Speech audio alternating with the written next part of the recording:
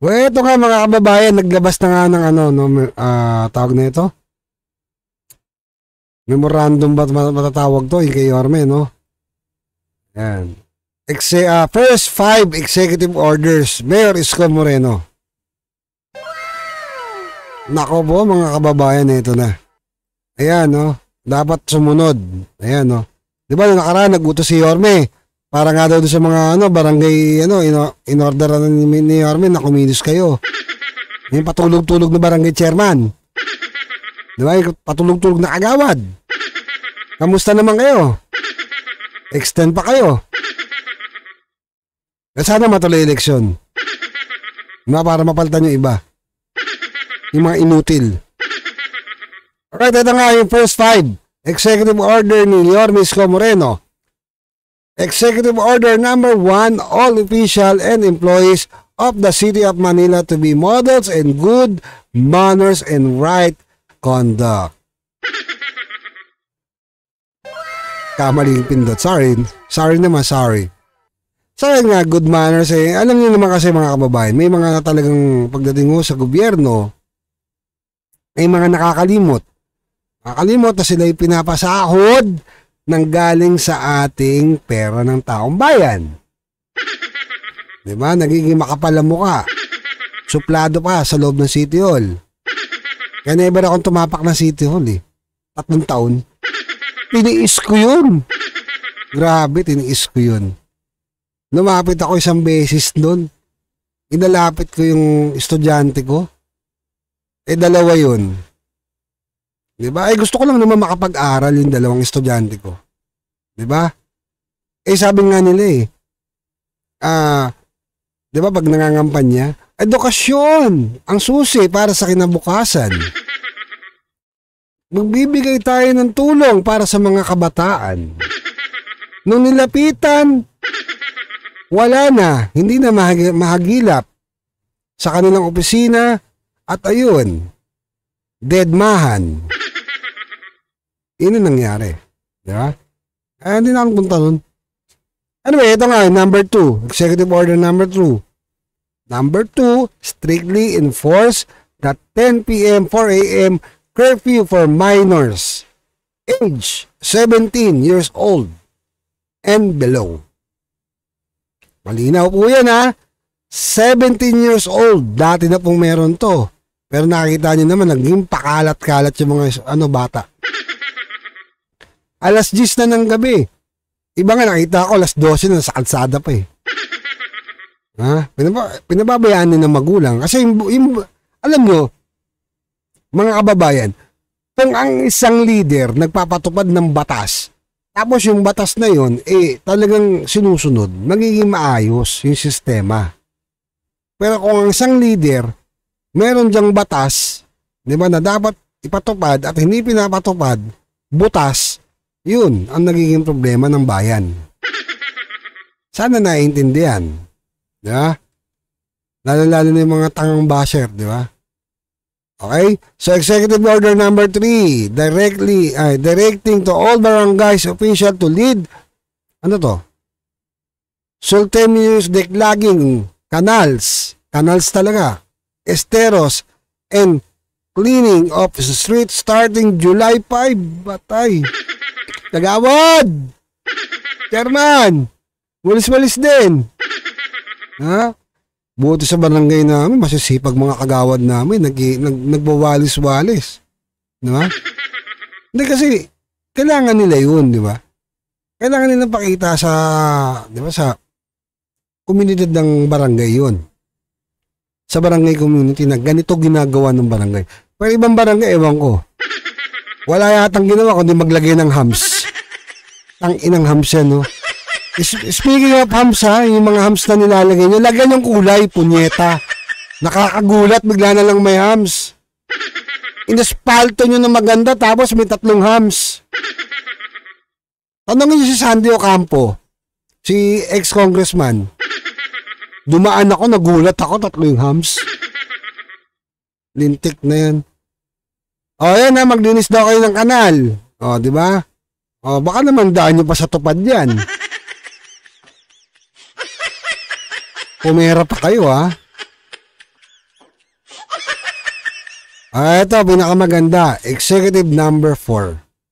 Strict enforcement of the Motor Vehicle Modified Muffler Noise Regulation.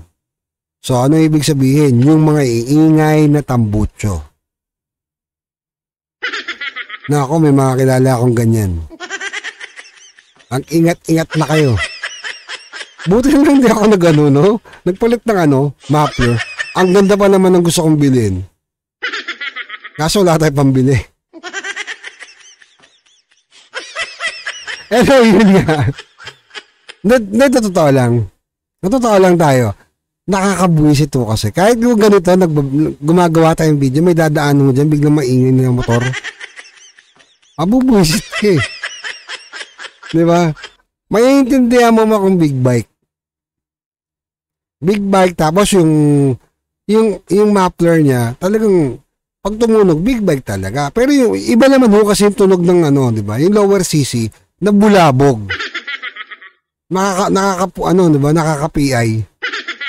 Sarap batuhin, sarap tiradurin eh. Diba? Ako minsan nabubwisit na ako eh. Although nagganon din tayo, pero hindi naman ganun kaingay. Yung lang talaga, pero hindi ako lumalagpas doon. Yun nga, speaking of that, diba? Sana to ni Yorme. Meron tayo sinusunod na batas doon sa decibel meter. Baka naman kasi maabuso rin to. Diba? Kawawa naman din yung iba. Diba na hindi naman ganun kaingay, baka mamaya biglang hulihin. So dapat sunod tayo doon sa batas ng LTO, diba? Na mayroong, diba? Limit ng decibel meter. Diba? Nasusukat. Pero hindi yung yung tenga lang ang batayan. Tsaka yung butas ng muffler. Hindi ko ganon. Pero sana enforce to, 'di ba? Lalo na yung maingay na minsan talagang nakakabwisit lalo na yung mga tricycle. Yung naglalagay ng ganyan, 'di ba? 'Di ba? Tignan niyo yung mga tambutso kasi may mga tatak na ganyan, 'di ba? Yung maiingay talaga, parang lata yung kulay. Yun yung Yorme, yun. Kasi kawawa naman yung mga natutulog sa gabi. Lalo na yung ating mga senior citizen. Diba? Kung ikaw naman, siyempre, may kamag-anak kang ganun, diba? Matanda na, nagpapahinga. Tapos mabubulabog ng mabubwisit ka rin, diba? At kung di naman, meron kang anak, diba? Meron kang sanggol, o batang maliit, diba? Napaslit, natutulog. Diba? Minsan ng baby pag nadaanan ng maingay, nagugulat eh. Diba? So, dapat ito talaga ipatupad. Alright? So, ito naman, Executive Order number 5, mandating to all telcos and other cable providers to fix the spaghetti wires. Oy! Ayusin nyo daw yung mga nyo, sala-salabat nyo. Excuse. Ito kasi mga kababayan, di ba? Ito mga kababayan, ito lang, total na pag-uusapan di ba? Napabayaan din yan. Yung kabit lang muna sila ng kabit. Basta makapag-provide. Kasi kailangan mo yan. Lalo na tayo, kailangan natin yan. Internet. Pero hindi naman sana dapat ganun, di ba? Dapat maayos din.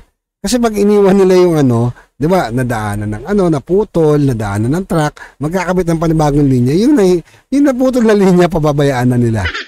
Kaya mo nakasampayan doon sa taas. Sana dapat nililinis. So sana ito lang, di ba, total, nabanggit na rin natin yung barangay, dapat sana, kumukuha din ng permit sa barangay ito, di ba, bago sila mag-install, magkabit, di ba, dapat meron silang permit na kinukuha. Kasi laki ho ng kinikita na itong mga telcos na to eh. Tama? Dapat meron din silang permit sa City Hall. Tama? Na mag-i-install sila. Kasi kung tayo nga, ordinaryong Pilipino eh, magpapakabit ka lang ng Meralco eh. Kailangan mo ng permit.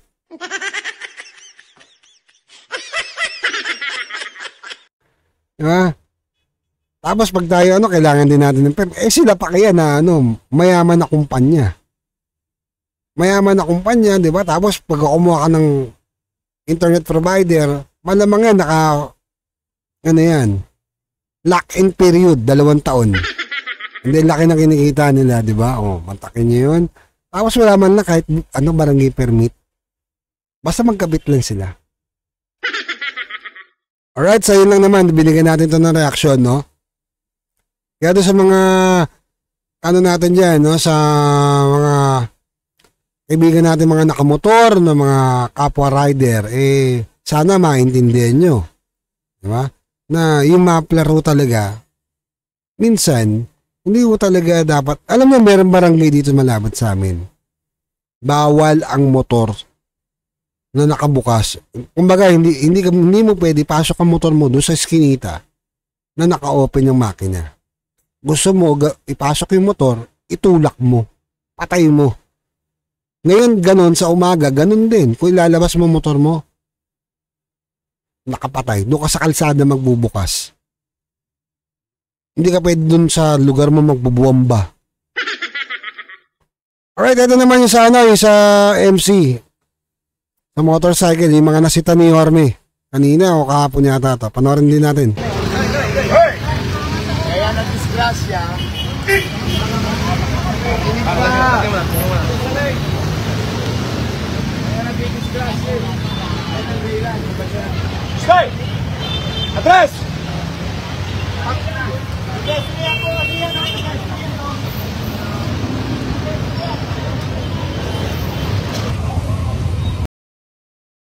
Nakita nyo, yung iba ho talaga, alam nyo kasi ang problema ho sa ating mga Pilipino, hindi ko na na mapamotor, sasakyan o balasubas po. Ang dami niyan. Hindi lang ho kamote kung matatag, balasubas. Ang babait nyo pag nasa Makati. Masunurin kayo pag nasa BGC. Pero pagdating sa Maynila, ayaw nyo sumunod. Pag nasa, kayo, nasa EDSA, ganun din ang babait. Diba? Sana, nirespeto natin yung batas talaga. Diba? Sana naiintindihan ninyo, yung pedestrian lane, para yan sa mga tao nagdadaan. Hindi yan para lagpasan natin. Disregarding traffic sign mo kagad yan, DTS. Magkano yan? 1,000? Tapos magagalit kayo. May mga ganyan mga nagko-comment, mga abnormal. Galit sa galit kasi inuuli daw sila, daw sila, pero tignan mo yung violation. Hindi naman natin maalis yun na meron talagang talipandas na enforcer, pero dapat nyo lang man sana, diba? Sumunod din kayo sa batas kasi at least kung talagang hindi maganda yung ginawa na enforcer sa inyo, talagang namimera o nangungotong lang, pwede nyo naman isumbong. Diba? Sumbong nyo. Kanino? Siyempre kay Yorme. Nga naman kay kay Tulpo. Ang gagawin niya dun, diba?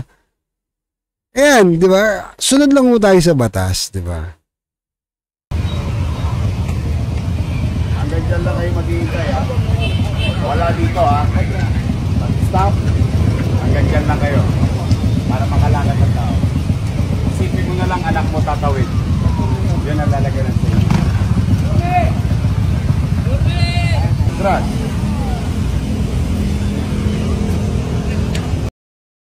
Ang kukulit, tignan nyo, nakasampa lahat sa green, no? Ando na lahat sa green, no? Malapit na doon sa box, Tapos pag natikita niya, galit yan. Taina, ako nagmumotor naman din ako, pero hindi naman ako ganyan. Sumisingit din ako, pero hindi. Pag alam kong nalagpas na ako sa linya, hindi ko na ginagawa yun. Uy, ang hirap kaya ma-DTS. Tapos makita ka ng camera, diba? NCAP. Lalo sa Makati lang, grabe yung camera dun, diba? Magandang araw sa inyo. Nag-aatrasan sila, Magandang araw sa inyo. Isipin ninyo, ang pakiusap ko lang. Isipin ninyo, asawa nyo, anak nyo, pamilya nyo, tatawid ng pedestrian. Ilalagay ko sila rito. Tapos kayo nandito. Ano mararamdaman nyo? Bangit po, bangit. Okay, now alam na natin. Ngayon, walang hulihan. lang tulong nyo. Ang pedestrian, ibigay natin sa mga tao. Pwede kayo? Yes, sir. Please, basta pag nasa Maynila kayo. Hindi perfecto ang gobyerno ng Maynila. Pero kailangan natin umpisahan sa sarili natin. Please, pedestrian, tikitan nyo. Ha? Kailangan nasa, bago mag-pedestrian lane. Ha? Hayaan nyo makalakad ang tao sa pedestrian, huliin nyo. Yes, sir. Thank you po po. Makikiusap na ako. Isipin ninyo, asawa mo tatawid. Anak mo tatawid. May pamilya kayo? Nasa sila ngayon? Hindi nyo alam. Baka tumawid din sila sa pedestrian. Hindi magiging perfecto ang gobyerno ng Maynila. Mahirap. Pero kailangan ko naman mag-usang disiplina na lang tayo. Dito na lang tayo. Konti lang naman. Bigyan na natin sa mga. Para sa pamilya, hindi para sa akin. Kasi kuya, lagpas talaga eh, no? Umabot na sa guwit. Tumampalang gulong. Hindi, alam nyo sa mga kababayan, sa ibang bansa, pagka ganyan mo, sumampa na yung gulong mo. Sa ibang bansa po, once na sumampa ang gulong mo, automatic po yan. Violation na. Dito, hindi. Makukulit talaga. Ay, hindi naman ako pumunta doon eh. Ano lang, napasobra ng konti. Eh, di ba napansin ninyo? Tapos ang dami magsasabi na, hindi naman kabobohan. Hindi, Pixar pa more. Ha? Alam ko nagkakamali rin tayo. Pero, yung pagkakamali po, hindi po yan inaaraw-araw, ha? Nagkamali ka na isa, wag mo na ulitin. Kaya nga, sa paghuhuli, di ba, merong isa, first penalty, second penalty, third penalty. Pag ayaw mo pa talaga tumino, revoke na. Yun, di ba? Kaya dapat po talaga, sumunod din tayo sa batas. Hindi yung tayong, di ba, masusunod. Diba? Tama yung sinabi ni Yorme. Nisko, di ba? Sa atin magmula. Di ba, yung disiplina. Simulan na natin sa sarili. Tama? Tapos may magko-comment dyan. Sabihin, di ba? Pag may ginagawa maganda, ayaw ninyo. Pag tahimik, wala kayong nakikita sa social media, ang dami sinasabi. Sasabihin walang ginagawa. Di ba? Nakatunga nga. Eto, kasi ako bilang Manileño, alam ko talagang paano kumilos ang isang isko. Di ba? Sa Maynila. Ayan, part na lang po yan na pinapakita niya na siya ay talaga nagtatrabaho. Para para pakita niya sa iba. Siyempre, para pakita niya sa mga Manileño. Ako nga yung punto. Simula niyan, matatandaan niyo yung unang upo niya pagiging mayor, ang dami kagad sumunod na mayor. Nagsigayahan na din, di ba? Nagsikilos. Di ba? Kasi, alam niyo, pag ang isang leader kumikilos at merong ginagawa talaga, di ba? Magugulat ang mamamayan mo. Magugulat ang mga nasasakupan mo. Tutunog yan. Kaya kung titignan niyo, matunog ngayon si Vico Sotto at si Yorme. Diba? Si Vico Sotto, aral kay Yorme. Ako nagsasabi na sa inyo. Aral yan kay Yorme. Diba? Na alam niya. Some piece of advice, siyempre, binibigyan ni Yorme yan. Diba? O tuloy. Baka yung anak ko tatawid niya papasok sa eskwela. May katulad ko. So ako gagawa sa sarili. Yun lang ha. Lahat libre ngayon. Walang mulian muna. Masalang. Ha? Sorry ha. Mag-iingat kayo. Thank you ha. Diba? Yan. Alright. So yun yung diba? Dapat magsimula talaga. Ano ba gusto nila? Yung napapanood natin na yung negro, yung namamalo ng Diba? Pag lumagpas pinapalo yung tao, pinapatras niya sa social media, diba? Sa TikTok. Ganun ba gusto nila gawin? So, sa atin bilang isang rider, diba? Driver, sa atin naman magsimula. Para naman, Di ba? Maging maayos yung sistema. Alam nyo ako, hindi naman din ako, pero ayoko rin mo talaga na NCAP. Tutusin. Pero may good side naman din pagdating sa NCAP. Kasi marami rin yung, nadidisiplin ng motorista. Pero meron pa rin at meron pa rin pasaway. Di ba? Sa kalsada.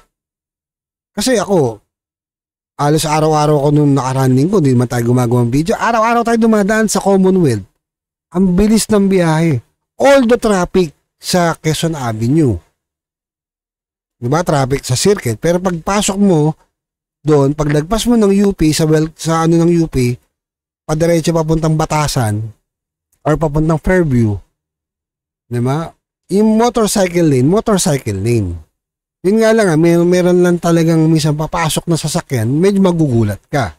At hindi lang nakakatuwa sa, diba, sa motorcycle lane, pagdating mo dito sa ibang lugar na hindi naman mo talagang naibibigay para sa mga nakamotor. Kagaya lalo na paglagpas nyo na ng diba, Quezon City Circle, tapos papuntang diba, papuntang Espanya. Yung MC lane, hindi na nasusunod. Marami ng sasakyan nakababad. So, sa akin lang naman yun yung opinion ko. Di ba? And, nakita nyo naman yung bike lane. Hindi naman din nagagamit. Ilan lang yung dumadaan. Para sa akin naman, yung bike lane, tama naman talaga para sa bike. Pero sana, magkaroon din ng share a road. Di ba? Tapos, merong speed limit. Yung takbo ng motor.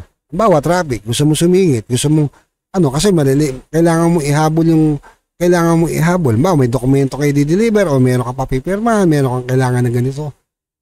At least man lang doon alpas ka. Kasi kung nandito lang naman yung traffic, makalagpas ka rin, makakanan ka na. Wala ka na sa traffic. Diba? Pero pwede sanang magamit. Pwede sanang magamit yung bike lane, pero siguro may limit. Siguro mga 15 to 20 kph, mga ganon. Siguro, hindi naman siguro. Pero, hindi ka dapat lalagpas sa 20 kph. Ganun style lang ba? Or 15. Diba?